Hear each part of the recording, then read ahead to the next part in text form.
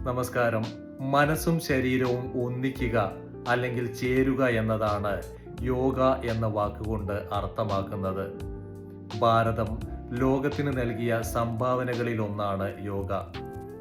യോഗശാസ്ത്രത്തിന്റെ പിതാവായി അറിയപ്പെടുന്നത് പതഞ്ജലി മഹർഷിയാണ്.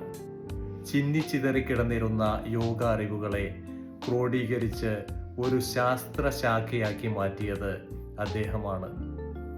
എഴുത്തച്ഛൻ മലയാള ഭാഷയെ ചെയ്തതുപോലെ പാട്ട് സാഹിത്യ പ്രസ്ഥാനത്തിലും അതുപോലെ മണിപ്രവാളത്തിലുമായി ചിന്നിച്ചിതറിക്കിടന്നിരുന്ന ഭാഷയ്ക്ക് ഒരു ഏകീകൃത രൂപം നൽകിയത് എഴുത്തച്ഛനാണല്ലോ.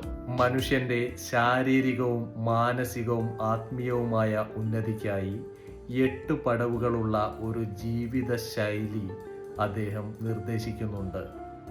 യമം, നിയമം, ആസനം, പ്രാണായാമം, പ്രത്യാഹാരം, ധാരണ, ധ്യാനം, സമാധി എന്നിവയാണവ.